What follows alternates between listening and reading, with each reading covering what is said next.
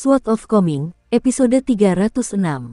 Untuk melihat video selengkapnya, sahabat bisa kunjungi playlist yang telah Sabta Novel sediakan.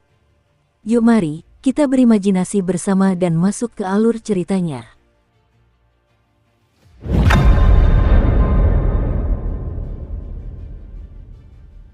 Keesokan paginya, gerbang rumah besar itu berderit terbuka, dan gadis kecil yang kurus kering itu langsung terbangun sebelum melompat turun dari punggung singa batu, lalu menyelinap pergi sambil tetap dekat dengan dinding. Chen Pingan secara alami terbangun sebelum gadis kecil itu, dan setelah melihat gadis kecil itu pergi, dia kembali ke tempat tinggalnya alih-alih mengikutinya lebih jauh. Chen Pingan menyewa sebuah kamar di halaman di bagian selatan ibu kota. Ada sebuah gang khusus cendekiawan terkenal di dekat situ, tetapi kenyataannya, gang itu bahkan tidak bisa dibandingkan dengan gang aprikot blossom di kampung halaman. Ada banyak cendekiawan miskin yang telah melakukan perjalanan ke ibu kota untuk mengikuti ujian kekaisaran dan tinggal di sana. Banyak di antara mereka gagal dalam ujian, tetapi tidak mampu membiayai perjalanan pulang, dan dengan tetap tinggal di ibu kota, mereka dapat tinggal lebih lama bersama teman-teman baru yang telah mereka kenal, sehingga mereka memutuskan untuk menetap secara permanen di sini. Chen Pingan hanya memiliki kunci kamarnya, tetapi tidak memiliki kunci gerbang halaman, jadi dia memastikan untuk kembali pada saat gerbang halaman sudah dibuka untuk pagi hari. Setelah kembali ke halaman, dia masuk ke kamarnya sendiri, lalu menutup pintu. Ia melirik tumpukan buku di mejanya dan selimut di tempat tidurnya dan mendapati semuanya telah dipindahkan. Tanda-tandanya sangat samar, tetapi cukup jelas di matanya, dan ia hanya bisa menghela napas pasrah. Untungnya, tidak ada yang hilang. Sebelumnya, Chen Pingan tidak tinggal di sini. Sebaliknya, dia tinggal di sebuah kamar besar di penginapan agar dia bisa berlatih teknik tinju berjalan dan pedang sesuka hatinya. Namun, seiring pencariannya yang sia-sia terhadap kuil dao pengamatan berlanjut, ia menjadi semakin gelisah, dan dalam kejadian yang sangat langka, ia berhenti berlatih sama sekali. Untuk menghemat uang, ia pindah ke ruangan ini, di mana ia hanya sesekali berlatih meditasi berdiri. Dia berbaring di tempat tidurnya, lalu menatap langit-langit dengan ekspresi linglung. Tidak ada gunanya terus meraba-raba seperti ayam tanpa kepala. Dia telah memperoleh banyak manfaat dari perjalanan ini, pertama dari pengalamannya di tembok besar Ki Pedang, kemudian dari 2 pertempuran di benteng Elang Melayang. Secara khusus, setelah ledakan diri tempat tinggal inti kultivator jahat itu, sejumlah besar energi spiritual telah dilepaskan, dan Chen Pingan telah menjadi penerima manfaat langsung dari hal itu. Pada titik ini, dia bisa merasakan bahwa hambatan tingkat keempatnya mulai teratasi, tetapi ada juga sesuatu yang kurang. Dia memiliki firasat samar bahwa dia bisa membuat terobosan ini kapanpun dia mau, tetapi lebih memilih untuk membangun fondasi yang lebih kokoh terlebih dahulu. Jika dia tidak dapat menemukan bagian yang hilang itu, mungkin dia hanya perlu mengikuti saran Lu Tai dan mengunjungi kuil pertapa bela diri, atau mencari roh-roh heroik dan dewa yin yang masih bersemayam di medan perang kuno. Dia harus mencari sesuatu untuk dilakukan. Jika tidak, dia merasa seperti akan ditumbuhi jamur. Chen Pingan memutuskan untuk tinggal di ibu kota negara Taman Selatan hingga akhir musim panas. Jika sampai saat itu ia masih belum menemukan kuil dao pengamatan, ia akan kembali ke benua botol harta karun timur dan memfokuskan seluruh upayanya untuk mencapai tingkat ke-7. Dengan bantuan kakek Cui Chan, Chen Pingan memiliki kepercayaan diri yang besar, dan mungkin perjanjian 10 tahunnya dengan Ning Yao dapat dipersingkat beberapa tahun. Namun, jauh di lubuk hatinya, Chen Pingan masih merasa sedikit takut pada kakek Cui Chan yang misterius, yang telah menyatakan bahwa ia akan menjadikan Chen Pingan sebagai seniman bela diri terkuat di dunia pada setiap tingkatan yang ia lalui. Dia sudah harus menanggung rasa sakit yang luar biasa untuk sampai ke tingkat ketiga, dan dia benar-benar takut akan dipukuli sampai mati oleh lelaki tua itu.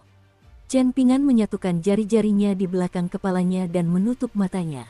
Dia bertanya-tanya apakah pertempuran antara Aliang dan murid kedua Taois sejati yang disebut-sebut tak terkalahkan di surga di atas surga telah ditentukan.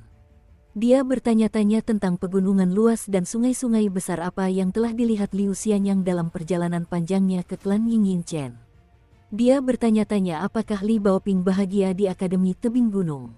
Dia bertanya-tanya apakah Guken sedang diintimidasi di danau gulungan bambu, dan apakah dia sekarang memiliki buku baru yang berisi nama-nama musuhnya. Dia bertanya-tanya apakah Ruan Xiu masih menikmati kue persik dari toko di Gang Menunggang Naga.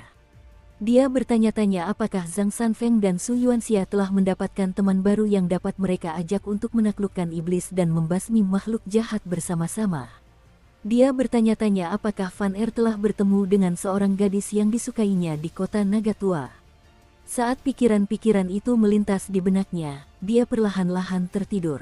Dengan Fast and 15 di dalam labu pemeliharaan pedangnya, Chen Pingan tidak perlu khawatir akan rentan saat tidur. Halaman itu dimiliki oleh sebuah keluarga beranggotakan 5 orang, terdiri dari 3 generasi yang tinggal di bawah satu atap. Lelaki tua itu suka keluar untuk bermain Go, tetapi ia pemain yang sangat lemah, dan tata kramanya bahkan lebih buruk. Wanita tua itu selalu memasang ekspresi muram dan memiliki lidah yang sangat tajam, mengingatkan Chen Pingan pada Nenek Ma dari Gang Bunga Aprikot. Adapun pasangan muda itu, sang wanita bertanggung jawab atas pekerjaan rumah tangga, dan ia terus-menerus dimarahi oleh ibu mertuanya. Menurut bahasa gaul yang umum digunakan di ibu kota, suaminya adalah seseorang yang membawa toko di punggungnya. Pada dasarnya, yang dimaksud adalah dia berjalan-jalan dengan tas besar berisi barang rongsokan di punggungnya untuk dijual, dan dia terus-menerus dengan lantang mengiklankan barang dagangannya sendiri saat berjalan menyusuri jalanan dan gang-gang. Pada hari-hari beruntung, dia bisa mendapatkan beberapa barang antik yang berharga, lalu menjualnya ke toko-toko barang antik di kota untuk mendapatkan penghasilan yang layak. Pasangan itu berpenampilan biasa saja, tetapi mereka memiliki seorang putra yang sangat tampan yang berusia sekitar 7 atau 8 tahun. Tidak seperti anak-anak lain di Gang Kumuh tempat ia dibesarkan, ia tampak jauh lebih mirip seorang tuan muda dari keluarga kaya. Di sekolah, ia sangat populer di kalangan gurunya, dan seringkali suka menonton kakeknya bermain Go, seringkali menonton selama berjam-jam dalam keheningan total. Tampaknya ia memiliki bakat sebagai seorang cendekiawan cilik. Semua orang di gang itu sangat menyukai anak ini, dan mereka sering bercanda tentangnya, menanyakan mana yang lebih disukainya antara gadis tetangga dan nona muda Liu dari sekolahnya. Sebagai tanggapan, anak itu selalu tersenyum malu-malu, lalu terus menonton kakeknya bermain Go dalam diam. Setelah Chen Pingan tertidur, sesosok kecil muncul dari tanah, lalu memanjat ke atas meja, duduk di samping tumpukan buku sambil mulai mengantuk. Sosok teratai kecil itu jelas sangat mahir dalam teknik pergerakan bumi, dan mampu bergerak sangat cepat dan tanpa suara sama sekali. Sebelum tiba di ibu kota negara Taman Selatan, Chen Pingan sesekali bermain-main dengannya, berpacu di atas kuda atau berlari kencang sejauh beberapa puluh kilometer sekaligus. Namun, setiap kali dia berhenti, makhluk kecil itu selalu ada di sana, menjulurkan kepalanya dari tanah untuk tersenyum padanya. Terlepas dari apakah Chen Pingan sedang berlatih meditasi berjalan atau berdiri, hal itu tidak pernah mengganggunya, hanya mengamati dari jauh. Hanya ketika Chen Pingan memberi isyarat, barulah hewan itu melompat ke sisinya, lalu memanjat jubahnya untuk duduk di bahunya, dan mereka berdua akan menikmati pemandangan bersama. Adapun koin berbentuk kepingan salju itu, untuk sementara berada di tangan Chen Pingan. Chen Pingan hanya tidur sebentar sebelum terbangun oleh keributan di halaman. Wanita tua itu mengomel seperti biasa, sementara menantunya menjawab dengan suara malu-malu. Pria tua itu berdeham, dan anak laki-laki itu melafalkan sebuah bagian dari buku. Hanya pemuda itu yang diam, mungkin masih tidur. Chen Pingan duduk di meja dan dengan lembut mengambil sebuah buku, dan sosok teratai kecil itu pun terbangun sebelum menoleh ke Chen Pingan dengan ekspresi mata yang masih mengantuk. Kembali tidur, kata Chen Pingan sambil tersenyum. Sosok kecil itu segera berdiri, lalu bergegas ke sisi Chen Pingan untuk membantunya membalik halaman bukunya, dan Chen Pingan sudah terbiasa dengan hal ini. Dia baru saja membeli semua buku ini setelah berpisah dengan Lu Tai di Benteng Elang Melayang. Lu Tai telah memberitahunya bahwa penting untuk fokus pada kualitas daripada kuantitas dalam hal membaca. Semakin banyak buku yang dibaca, semakin terbagi perhatian seseorang, dan itu dapat dengan mudah menyebabkan seseorang mengambil terlalu banyak buku daripada yang mampu dibacanya. Oleh karena itu, jauh lebih baik untuk membaca karya-karya klasik dan benar-benar menikmatinya, menjelajahi semua seluk-beluknya, memanfaatkan prinsip-prinsip yang dianutnya, dan menyelami energi, esensi, dan semangat yang tersembunyi di dalam kalimat dan halaman-halaman tersebut. Hanya dengan demikian seseorang dapat menyatakan telah membaca sebuah buku. Jika tidak, itu hanya bisa disebut sebagai membaca sekilas buku, dan bahkan jika seseorang membaca sekilas ribuan buku, mereka tidak akan bisa belajar banyak sama sekali. Saat itu, Chen Ping'an merasa sangat tercerahkan. Seandainya bukan karena kata-kata peringatan dari Lu Tai, mungkin dia benar-benar akan tergoda untuk membeli setiap buku bagus yang ditemuinya, dan dia pasti akan membacanya dengan teliti. Namun, buku-buku bagus di dunia ini tak ada habisnya, sementara umur manusia terbatas. Dia harus melatih teknik tinju dan pedangnya di samping mencari kuil dao pengamatan, jadi dia tidak punya banyak waktu luang, dan waktu itu tentu saja paling baik digunakan untuk membaca buku-buku terbaik. Lu Tai telah memberinya daftar buku, dan itu adalah daftar yang sangat dihargai Chen Ping'an, tetapi dia tidak membeli buku-bukunya sesuai dengan daftar itu. Sebaliknya, dia pergi untuk membeli karya sastra klasik dari sang bijak kedua Konfusianisme. Sayangnya, buku-buku karya cendekiawan terpelajar itu kini tidak dapat ditemukan di pasaran. Dia ingin membandingkan buku-buku sang bijak terpelajar dengan buku-buku sang bijak kedua. Dalam hal bias, Chen Ping'an secara alami condong kepada guru Bapak Qi. Namun, tidak ada masalah dalam mengagumi dan menghormati seseorang, tetapi jika kekaguman berubah menjadi kepercayaan buta dan kepatuhan mutlak, maka itu akan menimbulkan masalah besar. Apakah sang bijak terpelajar seorang sarjana yang ulung? Tentu saja. Menurut Cui Chan, pada puncak pengaruhnya, sang bijak terpelajar terasa seperti monolit yang tak terkalahkan di mata semua sarjana. Kalau begitu, apakah Chen Ping'an berhak berpikir bahwa prinsip-prinsipnya salah? Hal itu tampak hampir menggelikan, seperti prospek seekor semut yang mencoba menumbangkan pohon, tetapi pada kenyataannya, bukan itu masalahnya karena sang bijak kedua memang ada, dan dia juga telah menulis sejumlah karya sastra klasik. Chen Ping'an pernah mengatakan kepada orang tua Ning Yao bahwa untuk benar-benar mencintai seseorang, maka seseorang harus mencintai kekurangan orang tersebut juga. Dia juga telah berpesan kepada gadis kecil berbaju merah muda dan anak laki-laki berbaju biru muda untuk berterus terang kepadanya jika dia melakukan kesalahan. Namun, jauh di lubuk hatinya, Chen Ping'an tentu berharap bahwa setelah membaca karya kedua orang bijak itu, ia tetap akan sampai pada kesimpulan bahwa sang bijak terpelajar lebih benar. Jika memang demikian, maka lain kali ia minum bersama cendekiawan tua itu, mereka akan memiliki sesuatu untuk dibicarakan. Chen Ping'an duduk dengan sikap formal, membaca sangat perlahan dan dengan suara yang sangat pelan. Setiap kali ia mencapai akhir halaman, sosok teratai kecil itu akan segera membalik halaman baru untuknya. Setelah itu, ia akan duduk kembali di atas meja di antara Chen Ping'an dan buku tersebut, meniru postur duduk Chen Ping'an yang formal dan kaku sambil mendengarkan pembacaannya yang tenang. Keributan di luar masih berlangsung, tetapi seolah-olah Chen Ping'an berada di dunianya sendiri, benar-benar terlepas dari urusan dunia ini. Ini hanyalah tempat di mana dia membayar untuk tinggal, dan dia tidak merasa terhubung dengannya. Tidak jauh dari Champion Scholar Elite terdapat beberapa toko minuman keras dan rumah bordil, serta sebuah kuil. Meskipun letaknya sangat berdekatan, mereka seolah berada di dunia yang berbeda. Chen Ping'an sering melihat beberapa biksu keluar dari kuil sambil membawa mangkuk di tangan mereka. Mereka semua sangat kurus, tetapi sebagian besar dari mereka memasang ekspresi yang sangat tenang dan puas, dan bahkan jika mereka tidak mengenakan kasaya mereka, masih sangat mudah untuk membedakan mereka dari orang biasa. Di toko-toko anggur dan rumah bordil, selalu sangat ramai dan sibuk di malam hari, dan aroma anggur serta kosmetik menyebar ke seluruh jalan. Seringkali keramaian itu baru mereda pada dini hari. Terlepas dari apakah mereka pria yang menikmati layanan yang ditawarkan di jalanan, atau wanita yang melayani mereka, semua orang di sana tampaknya sangat menikmati diri mereka sendiri sepanjang malam, tetapi begitu siang tiba, mereka semua akan tampak lemah dan kelelahan. Pada beberapa kesempatan, Chen Ping'an melihat beberapa wanita mengantar beberapa pelanggan terakhir mereka keluar dari rumah bordil, kemudian menghapus riasan mereka sebelum muncul di jalan di luar. Di sana, mereka akan membeli sesuatu untuk dimakan dari warung pinggir jalan, dan beberapa dari mereka akan tertidur sambil duduk di jalan, meringkuk di atas semangkuk bubur atau pangsit mereka. Waktu lebih berharga daripada mata uang apapun, dan mereka meminjam waktu dari langit. Pada akhirnya, utang itu harus dibayar kembali. Beberapa pemilik kios yang sudah akrab dengan para pekerja rumah bordil ini akan melontarkan komentar-komentar yang bersifat sugestif kepada mereka, dan beberapa wanita tidak terlalu peduli, hanya ikut bermain agar bisa mendapatkan sedikit diskon untuk makanan mereka.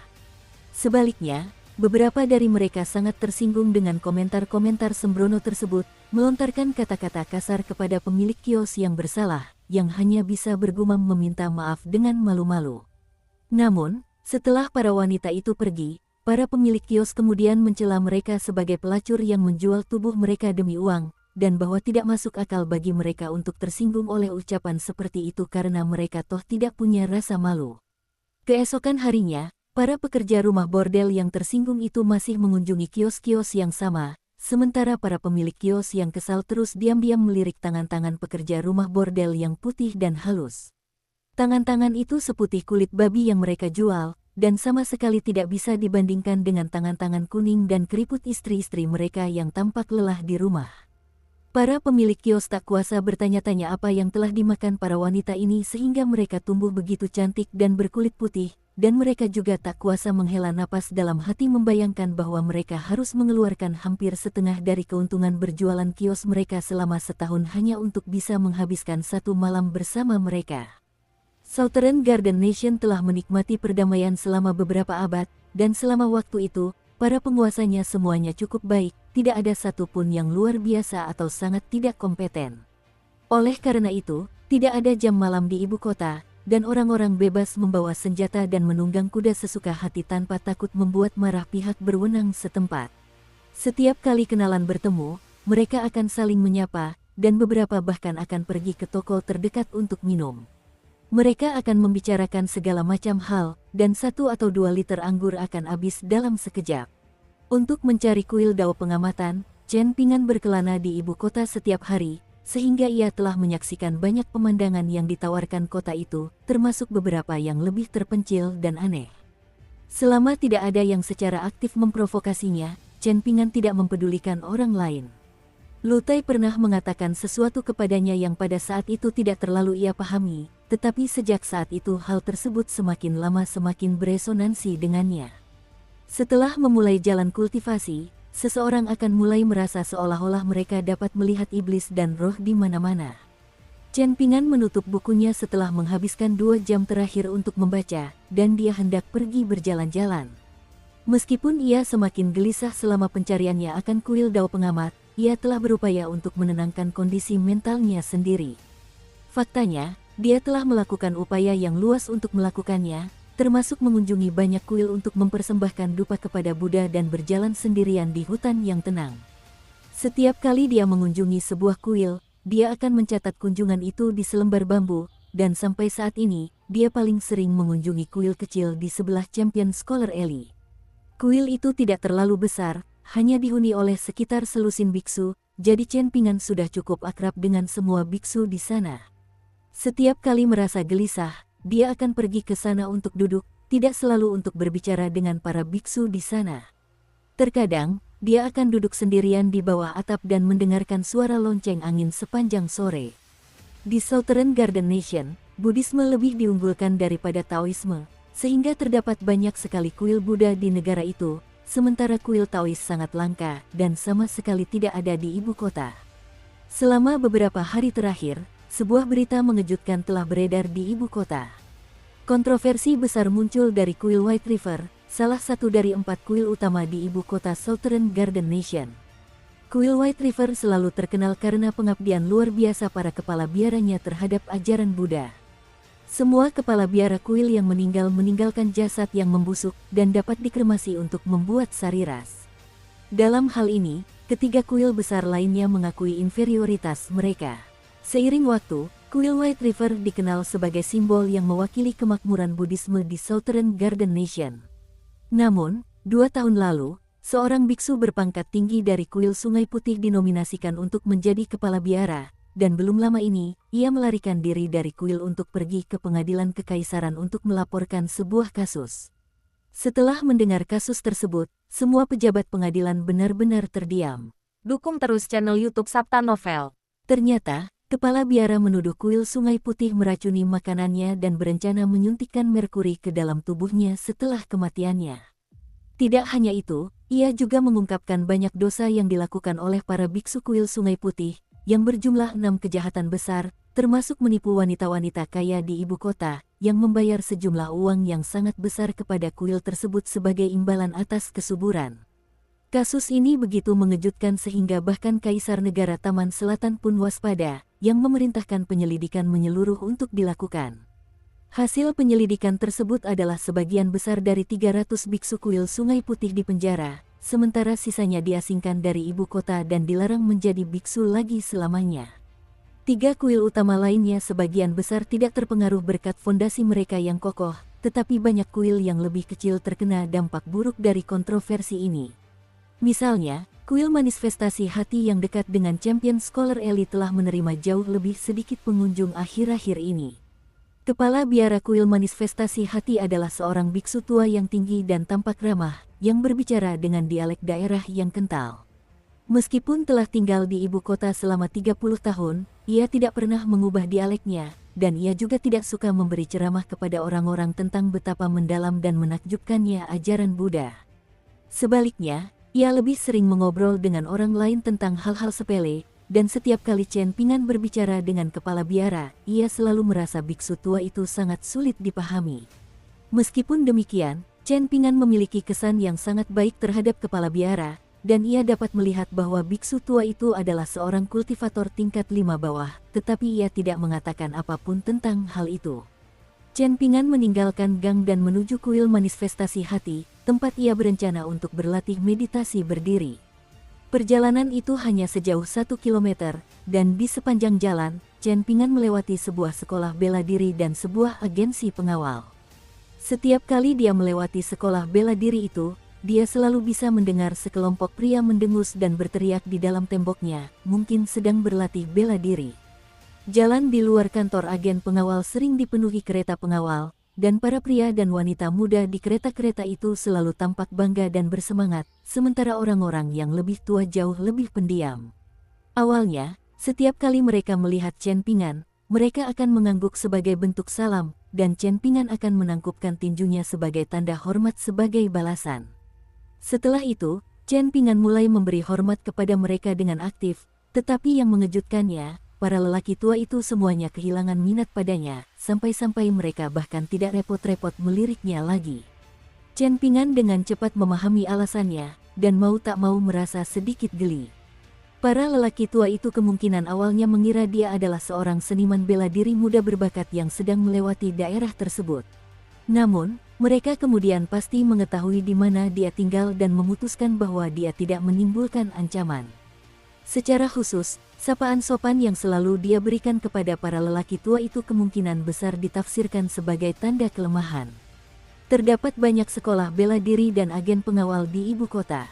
Semua sekte bela diri yang telah memperoleh reputasi baik senang mendirikan cabang di sini, dan cabang-cabang ini seringkali tidak kalah mewahnya dengan rumah-rumah pejabat tinggi. Sebaliknya, sangat sedikit desas-desus tentang ahli pemurnian Qi di sini, dan bahkan guru kekaisaran pun hanyalah seorang ahli bela diri. Namun, hal yang paling menarik perhatian Chen Pingan adalah adanya sebuah rumah biasa yang hampir seluruhnya dihuni oleh para praktisi seni bela diri.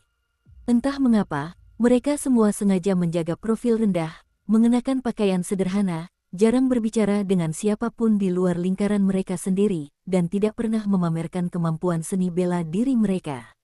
Suatu ketika, Chen Pingan melihat seseorang yang kemungkinan besar adalah seorang seniman bela diri tingkat 6. Ia ditemani oleh seorang wanita muda yang mengenakan topi berkerudung yang menutupi wajahnya, tetapi dilihat dari sosoknya yang luar biasa, kemungkinan besar ia sangat cantik. Seiring waktu, Chen Pingan mulai melihat dunia dari sudut pandang yang baru. Saat itu, hanya ada sedikit pengunjung di kuil manifestasi hati, yang sebagian besar terdiri dari warga lanjut usia yang tinggal di dekatnya, sehingga semua biksu di kuil tampak murung dan khawatir. Chen Pingan belakangan ini sering mengunjungi kuil karena ia merasa bahwa masa hidup kepala biara tua itu akan segera berakhir. Pada hari itu, biksu tua itu tampaknya telah meramalkan bahwa Chen Pingan akan datang, dan menunggunya di aula samping. Mereka berdua duduk berhadapan di atas sepasang bantal anyaman, dan biksu tua itu dapat melihat bahwa Chen Pingan agak ragu-ragu tentang bagaimana memulai percakapan, jadi dia tersenyum dan langsung ke intinya.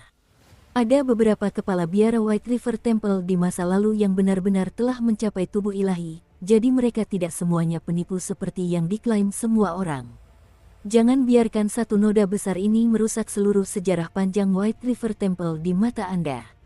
Saya ingin jenazah saya dikremasi menjadi beberapa sarira untuk kuil setelah saya meninggal, tetapi tampaknya itu akan cukup sulit dalam iklim sosial saat ini. Paling tidak, kita harus merahasiakannya untuk beberapa waktu. Apakah ini termasuk karma dalam ajaran Buddha? Tanya Chen Pingan. Tentu saja, jawab biksu tua itu sambil mengangguk. Kuil Sungai Putih dan kuil manifestasi hati tidak pernah terhubung, jadi tampaknya ikatan karma antara kedua kuil itu sangat kabur, tetapi sebenarnya tidak demikian. Dalam konteks jangkauan Buddhisme yang menyeluruh, semuanya saling terhubung. Ini adalah kali pertama biksu tua itu berbicara tentang ajaran Buddhisme kepada Chen Pingan. Setelah ragu sejenak, biksu tua itu tersenyum dan melanjutkan, ikatan karma memang ada antara kedua kuil ini, tetapi ikatan itu terlalu dalam dan kecil, terlalu sempit. Tidak mungkin bagi saya untuk menjelaskannya, jadi Anda harus mencarinya sendiri. Percakapan antara keduanya selalu sangat santai. Biksu tua itu seringkali diganggu oleh biksu-biksu muda di kuil dan harus mengurus beberapa urusan di kuil, sehingga Chen Pingan dibiarkan sendirian. Setiap kali hal ini terjadi, Chen Pingan akan mengeluarkan gulungan bambu atau buku yang dibawanya untuk dibaca, dan dia tidak pernah merasa tersinggung. Pada hari itu, Chen Pingan tidak membawa buku apapun. Sebaliknya, ia hanya membawa selembar bambu tipis dan sebuah pisau ukir kecil. Chen Pingan bukanlah tipe orang yang membuang barang-barang lama, dan pisau ukir itu adalah hadiah dari toko tempat dia membeli tablet giok tersebut. Pada hari itu, biksu tua itu sedang dalam suasana hati yang sangat cerewet, tetapi ia tidak berbicara lebih lanjut tentang ajaran Buddhisme. Sebaliknya, ia berbicara tentang berbagai macam topik seperti yang dilakukannya di masa lalu, termasuk 4 seni, keadaan negara, 100 aliran pemikiran. Semuanya sangat santai dan tidak terstruktur. Waktu berlalu dengan lambat, biksu tua itu tersenyum dan bertanya, "Jawablah pertanyaan ini, apakah seorang pejabat atau cendekiawan yang telah melakukan kejahatan keji mampu menulis kaligrafi yang luar biasa dan puisi yang memukau?" "Memang benar," jawab Chen Pingan sambil mengangguk. "Mungkinkah para pahlawan dan jenderal terkenal dalam sejarah memiliki kesalahan dan kekurangan rahasia yang tidak diketahui orang lain?" "Tentu saja, itulah jawaban yang tepat," kata biarawan tua itu sambil tersenyum. "Anda tidak boleh berlebihan dalam hal apapun. Saat berkhotbah kepada orang lain, hal terburuk yang dapat Anda lakukan adalah menganggap diri Anda benar sepenuhnya. Kita harus melihat kebaikan bahkan pada individu yang paling jahat dan keburukan bahkan pada orang suci yang paling berbudi luhur. Seringkali perebutan kekuasaan duniawi dapat memiliki konsekuensi yang sangat berat dan berkepanjangan, tetapi itu tidak berarti bahwa individu-individu mulia dan berbudi luhur yang terlepas dari perebutan kekuasaan ini tidak mampu melakukan kesalahan yang sama. Masalahnya adalah, jika Anda terlalu lunak dalam perebutan kekuasaan di istana kekaisaran dan mencoba menyebarkan logika ini, kemungkinan besar Anda akan menghadapi nasib yang sangat buruk, jadi Anda tidak bisa menyalahkan para cendekiawan yang beralih ke tindakan yang kurang terpuji setelah menjadi pejabat. Kalau begitu, bukankah bisa dikatakan bahwa semua yang telah saya katakan sampai saat ini hanyalah omong kosong yang tidak berarti? Apa gunanya mengatakan semua ini? Chen Pingan menggelengkan kepalanya sambil tersenyum dan menjawab, "Suatu orang pernah mengajarkan hal serupa kepada saya. Dia mengajari saya untuk memikirkan segala sesuatu dari berbagai perspektif. Bahkan jika kesimpulannya sama dan tampaknya latihan ini hanya membuang-buang waktu, pada akhirnya akan terbukti bermanfaat dalam jangka panjang." Biksu tua itu mengangguk dengan ekspresi puas. "Siapapun yang mengatakan itu kepadamu adalah orang yang sangat bijaksana." Chen Pingan memijat gulungan bambu kecil di tangannya dengan jari-jarinya sambil berkata dengan suara pelan, "Suatu kali, pria yang sama itu sedang mabuk, dan dia menanyakan beberapa pertanyaan kepada saya, tetapi saya merasa seolah-olah dia mengajukan pertanyaan-pertanyaan itu kepada semua orang di dunia. Dia bertanya berapa banyak buku yang telah saya baca sehingga saya dapat menyatakan bahwa saya tahu seperti apa dunia ini. Berapa banyak orang yang telah saya lihat sehingga saya berani mengatakan bahwa saya tahu bagaimana perilaku pria dan wanita. Berapa banyak kesulitan yang telah saya saksikan sehingga saya berani menghakimi orang lain sebagai baik atau jahat. Pria yang kau bicarakan itu pasti menjalani kehidupan yang sangat sulit, desah biksu tua itu. Tiba-tiba, Chen Pingan teringat sebuah pertanyaan yang selama ini menghantui pikirannya, dan dia bertanya, apakah umat Buddha benar-benar percaya pada konsep bahwa siapapun dapat mencapai pencerahan dengan meninggalkan masa lalu mereka yang jahat? Biksu tua itu tersenyum sambil berkata, sebelum saya menjawab itu, saya punya pertanyaan lain, apakah Anda merasa bahwa konsep itu menakutkan dan unik, namun juga terasa seperti penyederhanaan yang berlebihan dan tampaknya tidak sesuai dengan ajaran sejati Buddhisme? Aku bahkan tidak tahu dasar-dasar Buddhisme, bagaimana aku bisa tahu apakah sesuatu sesuai dengan ajaran Buddhisme yang sebenarnya atau tidak? Tanya Chen Pingan sambil menggaruk kepalanya. Biksu tua itu tertawa terbahak-bahak. Konsep mencapai pencerahan dengan meninggalkan jalan-jalan jahat di masa lalu adalah penyederhanaan yang berlebihan. Kuncinya adalah benar-benar mengetahui baik dan jahat. Ada banyak orang di dunia yang tanpa sadar melakukan perbuatan jahat, dan ada juga banyak orang yang dengan sadar melakukan hal yang sama. Pada akhirnya, setiap orang telah melakukan kejahatan di masa lalu, hanya saja dalam tingkatan yang berbeda, tetapi jika seseorang benar-benar dapat meninggalkan jalan-jalan jahatnya, maka itu tentu merupakan hal yang baik. Pencerahan adalah konsep yang terlalu rumit. Orang awam pada umumnya hanya melihat momen pencerahan, tetapi mereka tidak melihat semua kerja keras yang mengarah ke momen itu. Bahkan jika mereka melihatnya, tidak ada yang mau melakukan semua usaha itu. Apakah sulit menjadi seorang Buddha? Tentu saja sulit. Mengetahui ajaran Buddhisme adalah satu hal, yang jauh lebih sulit adalah mematuhi, melindungi, dan mewariskan ajaran-ajaran ini.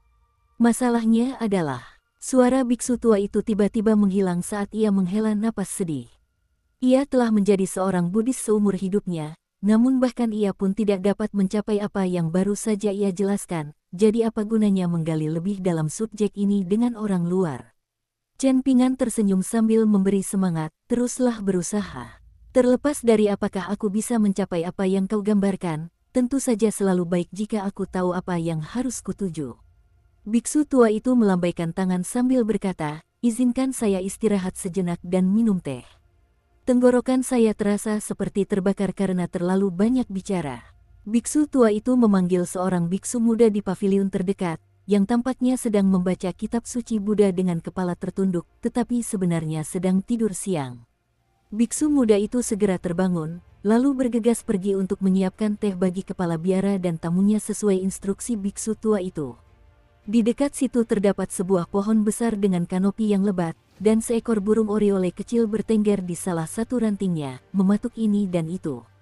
Chen Pingan meminum tehnya jauh lebih cepat daripada biksu tua itu, dan pada saat dia mengembalikan mangkuk kosongnya kepada biksu muda itu, kepala biara bahkan belum menghabiskan setengah dari tehnya. Chen Pingan mengambil gulungan bambu yang dibawanya, dan terdapat beberapa tanda samar di kedua sisi gulungan bambu tersebut, sehingga menyerupai penggaris kecil. Setelah biksu tua itu menghabiskan semangkuk tehnya, ia menatap matahari musim panas yang terik sejenak, lalu berkata dengan linglung, di dunia yang tanpa prinsip, manusia akan menjadi tak bernyawa dan tanpa daya tarik seperti gulma di tengah kekeringan, jadi prinsip harus dilindungi dan diwariskan. Ajaran Buddhisme adalah prinsip-prinsip yang harus dipatuhi oleh para biksu, sementara etiket menetapkan prinsip-prinsip yang harus diikuti oleh para penganut Konfusianisme, dan ajaran Taoisme menganjurkan prinsip-prinsip yang membimbing tindakan para penganut Taoisme. Tidak ada satupun yang buruk, jadi mengapa terpaku pada perbedaan antara aliran pemikiran? Jika suatu prinsip itu baik, maka ambillah dan jadikanlah prinsip itu milik Anda sendiri. Chen Pingan mendongak dari slip gioknya sambil tersenyum dan mengangguk sebagai jawaban. Biksu tua itu mengarahkan pandangannya ke halaman kuil sambil melanjutkan, dunia ini selalu berhutang budi kepada orang-orang baik. Selalu ada benar dan salah di dunia ini, hanya saja kita tidak membuang waktu dan energi untuk menilai kebaikan setiap hal kecil. Kita tidak bisa membicarakannya, dan kita bahkan bisa dengan sengaja mengatakan kebalikan dari apa yang kita pikirkan, tetapi secara internal, kita harus tahu apa yang benar dan apa yang salah. Sayangnya, ada banyak hal di dunia ini yang tidak dapat diubah. Semakin banyak orang pintar, dan mereka yang menggunakan tipu daya dan kecerdasan mereka untuk kepentingan pribadi seringkali mencemooh ketulusan, mencela kebaikan sejati sebagai sesuatu yang pura-pura dan naif. Ingatlah ini, Chen Pingan, dunia akan melihatmu dengan cara yang sama seperti kamu melihat dunia ini. Kamu melihatnya, dan dunia juga melihatmu. Chen Pingan merasa hal itu benar, tetapi tidak memikirkannya terlalu dalam. Biksu tua itu jauh lebih banyak bicara dari biasanya, dan Chen Pingan adalah tipe orang yang suka merenungkan sesuatu, jadi dia masih memikirkan hal-hal yang telah dikatakan biksu tua itu sebelumnya. Tiba-tiba, senyum cerah muncul di wajah biksu tua itu saat dia bertanya, "Bagaimana pendapatmu tentang khotbahku, Dermawan Chen?" "Itu luar biasa," jawab Chen Pingan sambil tersenyum, namun sedikit rasa melankolis muncul di hatinya. Biksu tua itu terus tersenyum sambil bertanya, "Sebelumnya, saya pernah mendengar Anda berbicara tentang urutan dan besaran kebaikan dan kejahatan. Saya ingin mendengarnya lagi." Pertama kali Chen Pingan berbicara tentang konsep ini, ucapannya agak canggung dan tidak dipersiapkan dengan baik. Namun, hal-hal ini datang langsung dari hati, jadi semakin sering dia membicarakannya, semakin baik dia mampu mengartikulasikan poin-poinnya, seperti cermin yang semakin bersinar seiring semakin sering dipoles. Ada urutan berkesinambungan antara benar dan salah, dan seseorang tidak boleh mengabaikan urutan ini hanya karena ingin menganut prinsip-prinsipnya sendiri. Benar dan salah juga hadir dalam berbagai tingkatan yang dapat diukur menggunakan 1, 2, atau bahkan lebih banyak penggaris. Penggaris-penggaris ini adalah semua prinsip kebenaran di dunia, termasuk hukum-hukum legalis, etiket konfusianisme, dan nubuat-nubuat peramal. Ada juga hal-hal seperti hukum dasar, moral dan etika, adat istiadat dan tradisi setempat, dan hal-hal ini tidak bisa hanya dicakup dalam generalisasi yang luas. Sebaliknya, semuanya harus dipelajari secara mendalam satu persatu, dan itu adalah proses yang sangat memakan waktu dan energi. Hanya setelah mempertimbangkan semua itu, barulah putusan akhir tentang baik atau buruk dapat dibuat. Dengan demikian, masalah apakah sifat manusia pada dasarnya baik atau jahat bukan lagi pertanyaan yang tidak dapat dijawab oleh para cendekiawan, karena ini adalah pertanyaan yang seharusnya dijawab di tahap akhir, bukan sesuatu yang harus diputuskan di awal perjalanan seseorang sebagai seorang cendekiawan. Pada akhirnya, sebenarnya tidak ada yang benar atau salah. Seseorang dapat mendidik masyarakat luas, menyebarkan ajaran mereka ke seluruh dunia, atau sekadar mengasingkan diri untuk menjalani kehidupan yang damai. Pada akhirnya, semuanya bergantung pada pilihan pribadi. Biksu tua itu memasang ekspresi tenang, dan setelah mendengar khotbah Chen Pingan, ia menyatukan kedua telapak tangannya dan menundukkan kepalanya sambil bergumam, "Amitabha." Chen Pingan mengalihkan pandangannya ke burung oriole kecil yang bertengger di atap, yang sedang mengamati biksu muda itu saat ia menyapu halaman. Saat ia menoleh ke arah biksu tua itu, biksu itu tersenyum dan berkata, "Meskipun kuilnya hilang, para biksu akan tetap ada. Meskipun para biksu telah tiada, kitab suci akan tetap ada. Meskipun kitab suci telah tiada, Sang Buddha tetap ada. Meskipun Sang Buddha telah tiada, ajaran-ajarannya tetap ada. Sekalipun suatu hari nanti tidak ada satupun biksu atau kitab suci yang tersisa di kuil manifestasi hati, selama orang-orang masih menghargai ajaran Buddhisme, kuil manifestasi hati akan terus ada." Pria tua itu kembali menoleh ke halaman yang tenang itu, dan satu-satunya suara yang terdengar berasal dari sapu yang disapu oleh biksu muda tersebut. "Aku bisa melihat bunga teratai mekar di dunia," gumam biksu tua itu saat matanya mulai kehilangan fokus. Chen Pingan tetap diam. "Ini waktuku," gumam biksu tua itu sambil menundukkan kepalanya. Biksu muda yang sedang menyapu halaman biara menoleh ke kepala biara sambil mengeluh dari jauh, "Guru, matahari sangat terik sekarang, bolehkah saya menyapu halaman biara sedikit lebih lambat? Saya hampir mati karena serangan panas." Chen Pingan menoleh ke arah biksu muda itu dan meletakkan jarinya di bibirnya sendiri sebagai isyarat untuk membungkam, sambil menunjuk ke arah biksu tua yang tampaknya sedang tidur siang. Biksu muda itu buru-buru terdiam, lalu mulai terkekeh pelan sendiri. "Sepertinya Tuan juga suka bermalas-malasan dan tidur siang, sama sepertiku." Ia menyelinap ke tempat teduh yang dihasilkan oleh atap aula utama, dan burung oriole kecil itu mengumpulkan keberanian untuk terbang ke bahunya. Biksu muda itu sedikit goyah, lalu tiba-tiba menoleh dan membuat wajah menakutkan ke arah burung oriole kecil itu, membuatnya kaget dan terbang menjauh dengan panik. Biksu muda itu memandang burung yang melarikan diri itu dengan ekspresi linglung, lalu menggosok kepalanya yang botak dengan tatapan sedikit bersalah di matanya. Di atas bantal anyaman, mendiang biksu tua itu tetap berada dalam posisi duduk yang santai dan rileks. Melihat biksu tua itu, Chen Pingan tiba-tiba teringat sesuatu yang pernah dikatakan Lu Tai kepadanya. Kematian hanyalah tidur siang abadi.